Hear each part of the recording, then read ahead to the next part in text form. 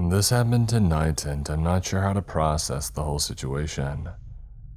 I was driving home from a friend's house, and I was taking the freeway, but I was driving carefully since it was raining pretty hard.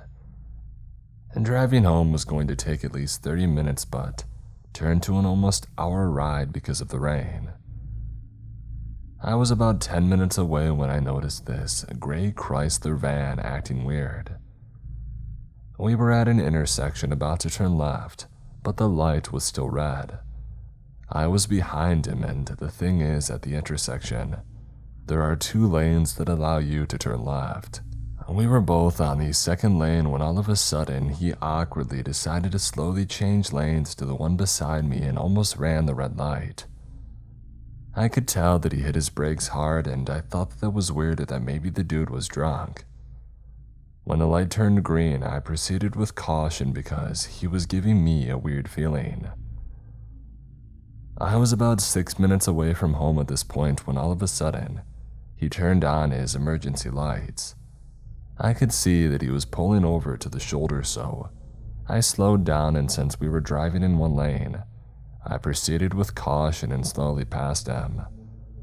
Keep in mind it was nighttime and raining a lot, so not a lot of cars were on the road. As soon as I passed him, I looked at my front view mirror and saw that he had turned off his emergency lights and started to follow behind me.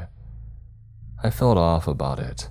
While driving, I saw that he was flashing his lights and thought that maybe my lights were off. But that's not possible because I could still see the light projecting from my car onto the road. At this point, I'm thinking that he's just messing with me, but that's when I noticed that he started to tailgate me. He almost hit me like 3 times, and I started to panic. At this point, I knew that I had to get away from him. For a second, I thought that I was being dramatic, but every time that I would lane change, he would lane change too. I managed to speed off and take the exit off the freeway. I was less than a minute away now, but I didn't go home yet. I parked by a construction building near my house and decided to wait a bit to see if he followed me off the freeway. Thankfully he didn't, and I waited at least 5 more minutes to make sure. And after that, I was able to go home safely. I told my boyfriend what had happened, and we double-checked that my car was okay. The lights were in fact working, and so did my taillights. There was nothing wrong with my car and nothing for that dude to have any reason to flash his lights at me. I was really freaked out from the whole situation. I'm not sure what I did to make him act the way he did. I just hope nobody else encounters that crazy man on the streets. When I was a kid, growing up in a very small town in the 80s and 90s, my parents often left me and my little sister home alone for a few hours at a time to run errands. My mom had 2 brothers, and we lived in the same town as one of her brothers and his family. Being a close-knit family, my cousins and I were always over at each other's houses. The adults would leave us alone a lot back then. It was standard to tell kids, "Don't open the doors for anybody and don't use the stove." And we never thought anything about it. After my parents divorced, it happened more often as both my parents worked different shifts at their jobs. My sister and I lived in town, and my cousins and my grandma lived outside of town, with only a few neighbors nearby. So my sister and I got the best of both worlds, city kids and country kids. Because we lived in such a small community, everyone knew everyone else. And I think we all felt perfectly safe that nothing bad would ever happen. And if it did, our neighbors would help us. Around the time that I was 8 or 9 years old, I began to get strange phone calls. It would be a man's voice on the phone, and these calls would almost always come when I was home alone. This person would tell me that they could see me, that they knew that I was alone, and that they were coming to get me. When I would get these calls, I would usually just hang up without saying anything. Of course, it terrified me, but I was too scared to tell my parents.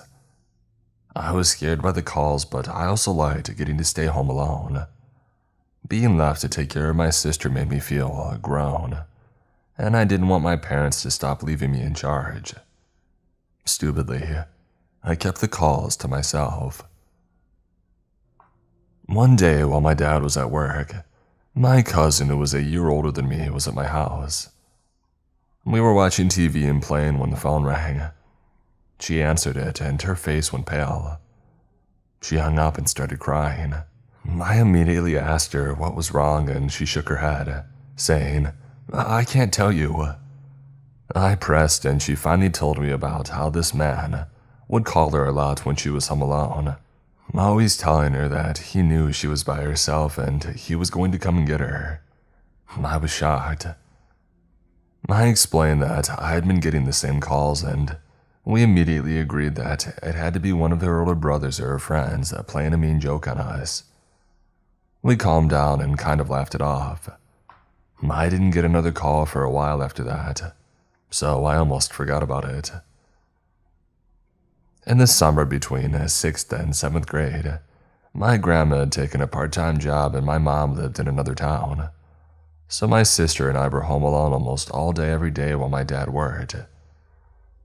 We spent our days outside playing in the yard, riding bikes around the neighborhood and tanning in our backyard lot. One day my sister had gone to a friend's house and my cousin was back over at my house. We were listening to music and dancing around the living room when the phone rang. I picked it up and there it was, the voice. At this point, I was 12 years old and I developed a little bit of an attitude. When the man told me that he knew that we were home alone, I laughed and said, "Liar."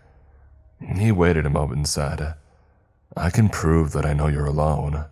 I laughed again, a little more nervously this time, and said, "Oh yeah, well then do it." His response was, "I love that little yellow tank top that you're wearing today." By this time, my cousin had turned off the music and was watching me, so she saw when the color drained out of my face. I was freaking out. I had just gotten a new outfit and I was wearing it, a yellow tank top and jean shorts with matching yellow and pink patches. I yelled out, "Leave us alone," and I slammed the phone down, my heart racing. I started crying and I told my cousin, "It was him, he knows that we're here alone." I ran over to shut the living room curtains and my cousin said, "I think we should call somebody." I agreed, but instead of calling the cops, she picked up the phone and tried to call her mom at work. We got no answer. I called my dad's work and left a message with the gate guard to have him call me back. As we were debating what to do next, I had the gravel on our driveway crunch under the wheels of a vehicle. I ran to the window and peeked outside to see a small red car sitting in the driveway. I didn't recognize the car. I didn't recognize the man and woman inside of it either. In our tiny little town, even if I don't know someone's name, I surely would know their face, but I didn't know either one of them. I froze with fear as I watched them talking to each other, and my cousin ran to lock the back door. We had no weapons and no real way to try to defend ourselves other than my softball bat, which was outside in the carport. As my cousin came back into the room, she hissed, "We have to hide." My cousin hid in a small space between a tall bookshelf and the wall, and I threw myself behind a recliner, which faced the window. I watched in horror as the woman walked up to the front door. Instead of knocking, she tried the knob. I tried to quiet my breathing, convinced that she might be able to hear me, and I watched her shadows through the curtains as she walked around to our carport. Sure enough, I heard the doorknob jiggle. There was a pause, and then the door shook as if someone was trying to force it open. I covered my mouth and forced myself not to scream. After what felt like an eternity, the sound stopped and everything went quiet. I was too afraid to move, so I just waited. I have no idea how much time passed by, but eventually, we heard the car backing out of the driveway. Once I got the courage, I ran to peek out the window again to make sure that they had really left. I saw no trace of the red car, but I was still racked with fear. I told my cousin that she could come out, and we hugged each other in relief. Even though we were scared to go outside, we decided to get on our bikes and ride to the office that my aunt had worked in. And once we were there, we told her everything. The phone calls and how long they had been happening. The red car and the description of both the people inside. She immediately had called the police and we had to give our statements about it all. When my dad got home from work, he asked me why I had called the gate guard, and my aunt filled him in on everything. And from that moment on, we weren't allowed to stay by ourselves again until I was probably around 16. And we never heard anything else on the case, and we also never got any more random phone calls again. It's been years and I still think about these situations often. We never found out who made those calls or who those people in the red car were. The phone calls could have just been some mean prank, and those people could have just been simply trying to rob the house or something. But the coincidence that day was crazy. I have no idea if the man kept watching us as we grew up, but the whole thing definitely made me paranoid about a lot of things, and I always make sure to keep a weapon near me at all times when I'm home alone. Now, as a single mom, I'm forced to leave my kids alone occasionally, and I am overly protective with them, giving tons of instructions and rules about what they can and can't do. They may roll their eyes at me, but I know the dangers of the world and I'd rather be safe than sorry.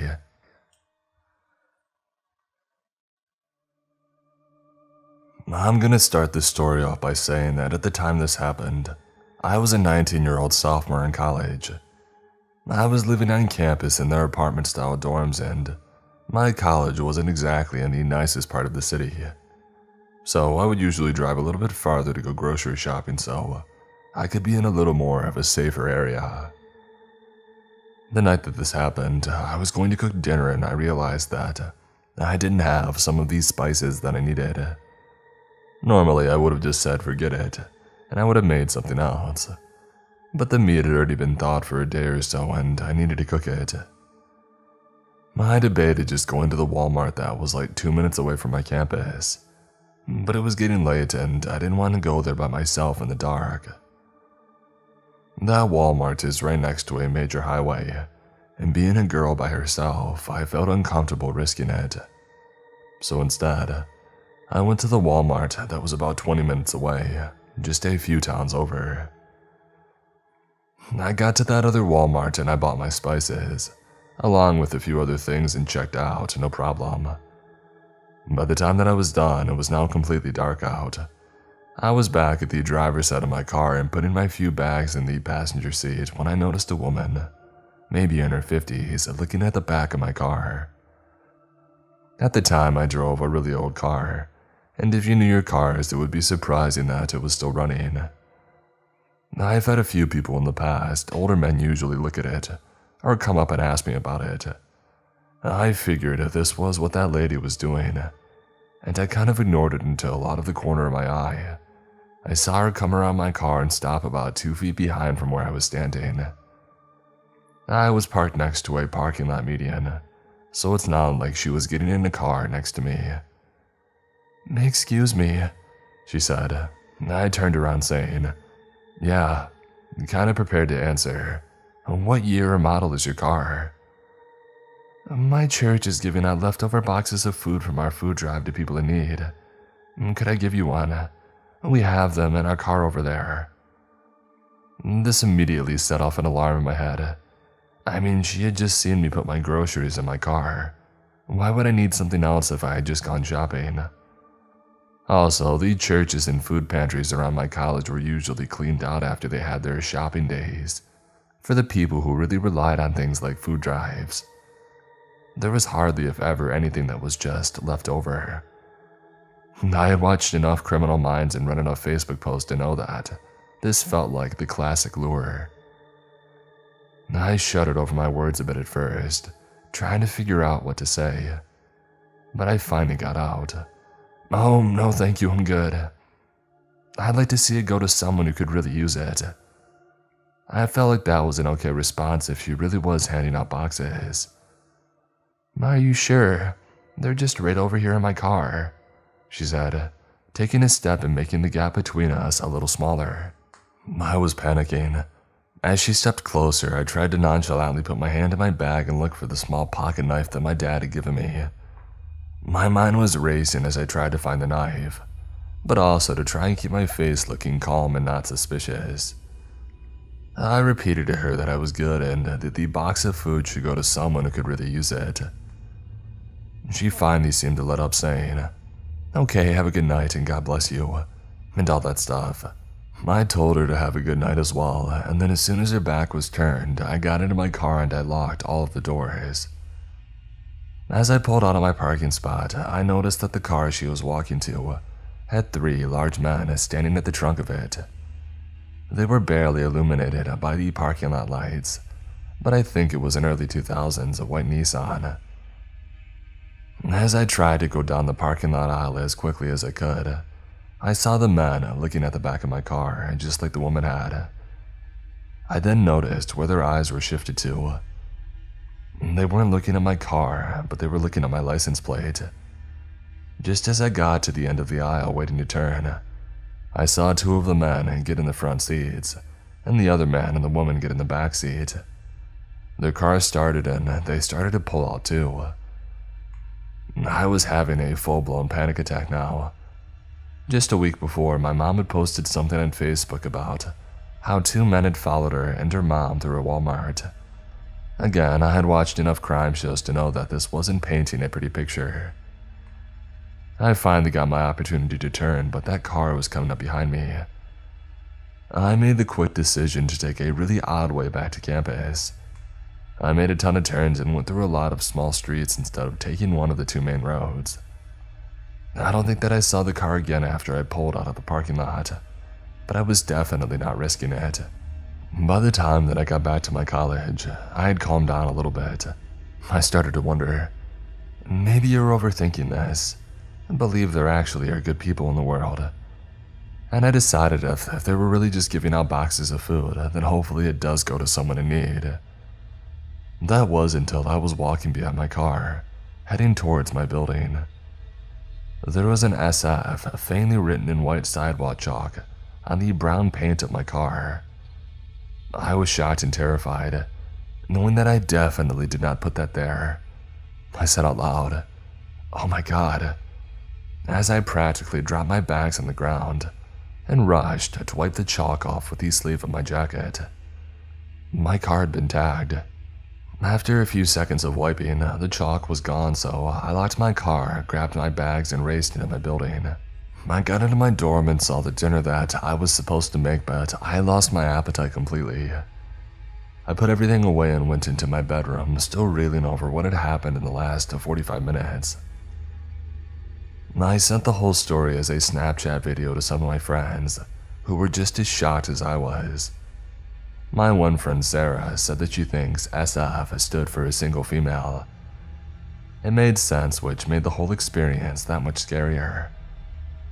I called my mom afterward and told her everything that had happened, and by the end of the call, she was sending me an Amazon package with pepper spray in it.